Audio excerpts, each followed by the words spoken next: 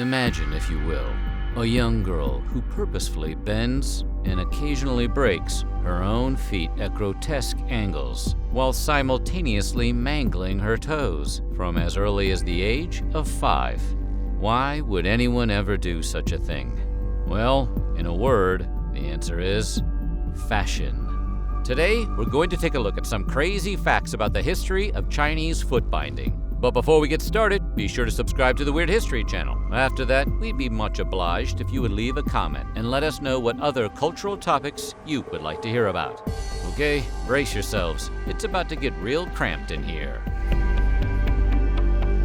In a nutshell, foot binding was the process of breaking, then tightly wrapping the feet of young girls. The process, which was meant to alter the shape and size of the foot, was, as you might imagine, both lengthy and excruciating. Moreover, foot binding severely limited the mobility of the women who underwent it, and often resulted in permanent disabilities. Generally practiced in China between the 10th and 19th centuries, the practice, which resulted in a shape that became known as lotus feet, remained prevalent through 5 dynasties. A foot binding ceremony was usually performed on girls between the ages of 4 and 6. At that age, the girl's bones are still composed of pre-bone cartilage and were easier to break and mold. Foot binding usually started during the winter, when the feet were more likely to be numb.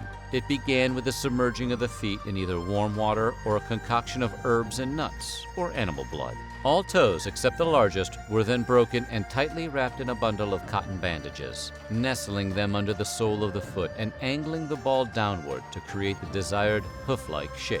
Every 2 days, the feet were unbound, meticulously cleaned, and manicured. While the feet were unwrapped, the girls' soles might be kneaded or beaten to soften them up and make the joints more flexible. Then the feet were re-wrapped, with the wrapping being pulled increasingly tighter each time. The details of the process could also vary widely depending on the era and geographical location. For example, the people of Sichuan practiced a modified form of the custom known as cucumber foot. This version of foot binding, which resulted in a long, slender foot, folded the toes under the foot but didn't affect the heel or ankle. Manchuzu women did even less. They merely wrapped their feet tightly to give them a slender appearance and then wore a particular kind of platform shoe known as a flower bowl to help simulate the walking gait of a woman with fully bound feet. And Quechua women didn't bind their feet at all. Foot binding was also more common in the north than it was in the south, where it was mostly practiced by the gentry. Some women would keep their feet bound throughout their entire lives, while others let the binding lapse after marriage.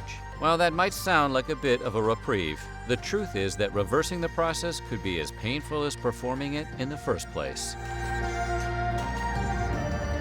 You're probably wondering, if foot binding was so painful and resulted in lifelong disabilities, why would anyone do it? First, since foot binding originated in the upper classes, it came to be considered a status symbol and an indication of nobility.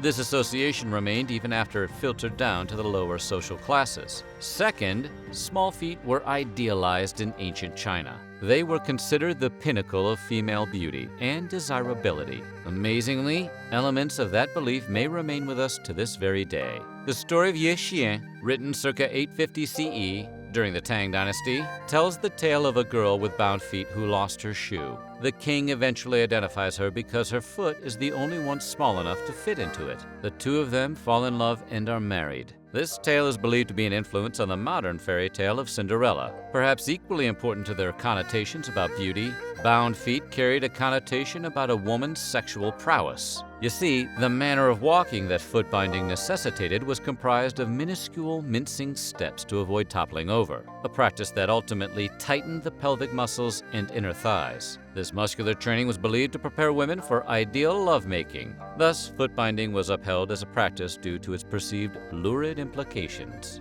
Finally, other sources suggest that foot binding, which was not limited to the elite for long, was also practiced by the working class in order to keep willful, playful young girls disciplined. Women's labor consisted mostly of handwork, such as weaving, which requires long periods of sitting rather than mobility. 93-year-old Sun Choi Go-chu, who had her foot bound, stated that it wasn't a male presence enforcing the custom. Her mother was actually the one who encouraged her to bind. According to her, it was my mom that kept telling me that I have to have my feet bound. So I had my feet bound. But now I kind of regret it because the bound feet actually cause a lot of pain.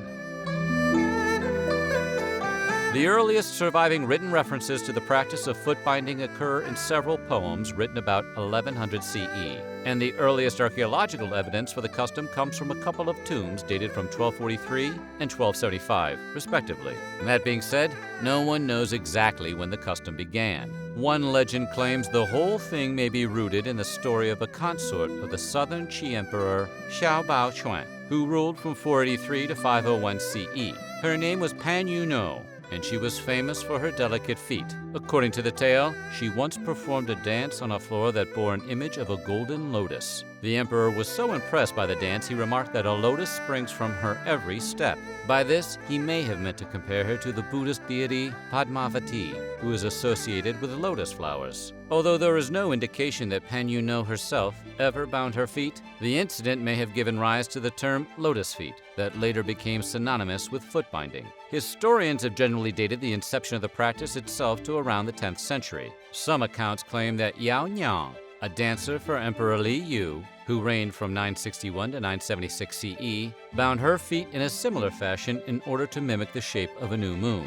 Apparently, she did this at the request of the emperor, who had created an enormous sculpture of a golden lotus decorated with pearls and precious stones, and wanted her to dance upon it. The story holds she was so graceful she inspired other women to bind their feet similarly, thus inspiring the cultural practice. Others believe that because the lotus flower was held in such high regard at the time, female beauty could be elevated if a woman's foot shared a similar shape. Constructed from silk or cotton, shoes worn by foot-bound women were designed to imitate the shape of a lotus bud, typically wedge or sheath-shaped. The ideal lotus shoe was 3 inches long, though many historical examples in Western collections are between 5 and 5.5 inches in length. But what if a woman's foot was too big to get into a 3 to 5 inch lotus-shaped boot? Well, as always, there were some tricks she could employ to achieve as small of a foot as possible. For example, women whose feet could not conform to the 3-inch ideal could allow the heel of their foot to protrude over the back of their shoe at times. The heel was then further bound with wrappings or could be cleverly hidden by clothing with the right kind of hemlines. Pretty sneaky.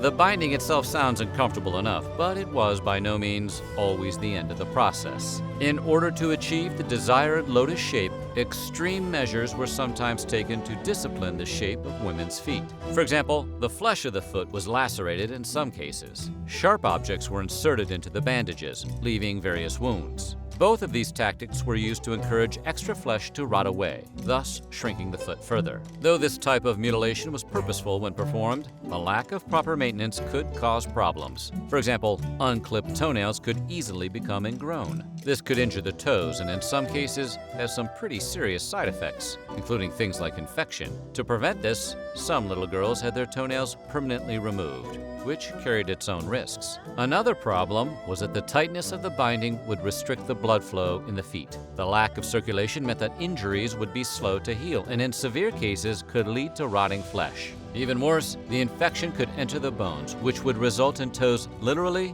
just falling off. You'd think that would be enough to convince people that foot binding was bad news. But amazingly, losing toes was considered a good thing because it allowed the feet to be wrapped even tighter. The infections that were a common result of the practice also sometimes had one other serious side effect, namely death. Foot binding could lead to septic shock. In fact, some estimate that somewhere around 10% of the girls who underwent the process eventually died from it. As for those who survived, life was no bowl of cherries, unless your bowl of cherries was canned and then run over by Buick.